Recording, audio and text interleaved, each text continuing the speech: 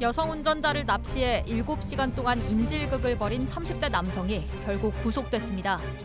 경찰 조사 결과 남성이 피해자의 가족에게 수백만 원의 돈을 건네받은 정황이 드러났습니다. 서울 한복판에서 벌어진 대낮 인질극의 수사 결과를 들여다봅니다. 지난 목요일 서울 한복판에서 여성 운전자를 납치해 인질극을 벌였던 30대 남성이 결국 구속됐습니다. 백 변호사, 구속 사유 정리해 주시죠. 일단은 뭐 죄질이 워낙 좋지 않고요. 네, 그렇죠. 도망 우려나 증거인멸 우려가 넉넉하게 인정이 되기 때문에 네. 뭐 영장 발부는 뭐 너무나 당연한 결과라고 봐야 될 것 같은데 네. 이 사실관계를 보면요. 지난 목요일 13일입니다. 네. 오전에 사실 여성분들 입장에서 굉장히 섬찟한 뉴스일 것 같아요. 그렇습니다. 아침에 9시 한 50분쯤에 전혀 모르는 사이인 남성이 이 여성을 납치해서 7시간 동안 차에 태우고 다니면서 네. 가족에게 몸값까지 요구를 했습니다. 지금 저 차량인데요. 예. 지금 그 혐의는 강도상해, 인질상해, 특수공무집행 방해, 재물손괴, 또 무면허 운전이었습니다. 그래서 총 5개 혐의로 구속이 되게 됐습니다.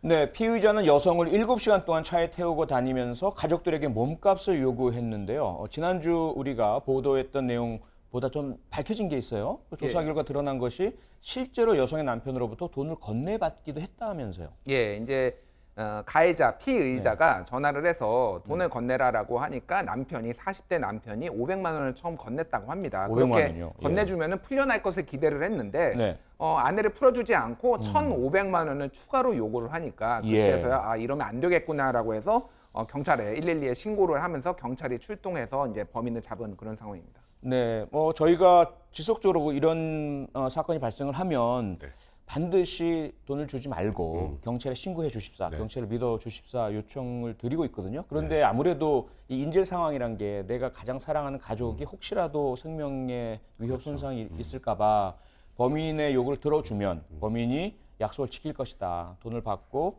풀어주지 않겠느냐라는 그런 어떤 가느다란 희망 때문에 돈을 건네주는 일들이 이렇게 발생을 하거든요. 네. 그런데 실제로는 돈을 건네주면 범인으로서는 오히려 더 돈을 요구하거나 오히려 인질을 해칠 우려도 큰 거 아니겠습니까? 네, 맞죠. 지금 말씀하셨던 것처럼 많은 분들이 경찰에 알리면 해를 가하겠다라고 하면 제가 가장 사랑하는 우리 가족이 이렇게 돼 있는 상황이기 때문에 일단 범인 요구에 응하는 분들이 굉장히 많은데 그렇습니다. 사실 이럴 경우에 무조건 경찰에 신고를 하셔야 됩니다. 그렇습니다. 그리고 경찰에서도 사실 피해 인질의 안전을 위해서 최선을 다하는데 네. 사실 가족들보다 훨씬 경찰이 그런 것에 대한 수사나 이런 부분들이 훨씬 전문적이지 않겠습니까? 그렇습니다. 때문에 걱정이 되시겠지만 그렇게 하다가 오히려 더 사랑하는 사람 잃을 가능성이 많기 때문에 네. 반드시 경찰에 신고를 하셔야 된다는 거 한번 다시 강조드려야 될 것 같습니다. 네, 이 범행의 양상을 보면은요, 순간적으로 우발적으로 한 범행으로 보기에는 조금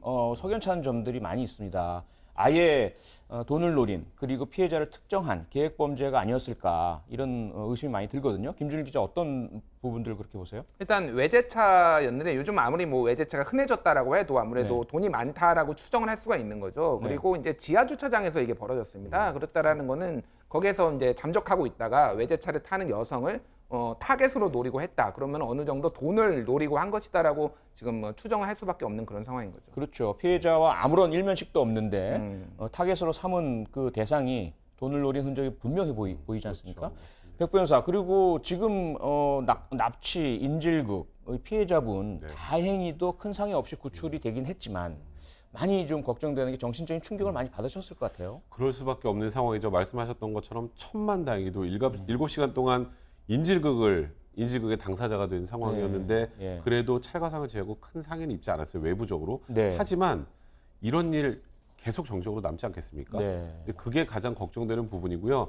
그래서 지금은 정신적인 치료를 지금 받고 있는 그런 상황인데 지금 말씀하셨던 것처럼 이 남성이 7시간 동안 여성을 데리고 다니면서 뭐 남편에게 돈도 요구하고 그 과정에서 이 여성은 남양주까지 가게 됐단 말이죠. 서초동에서.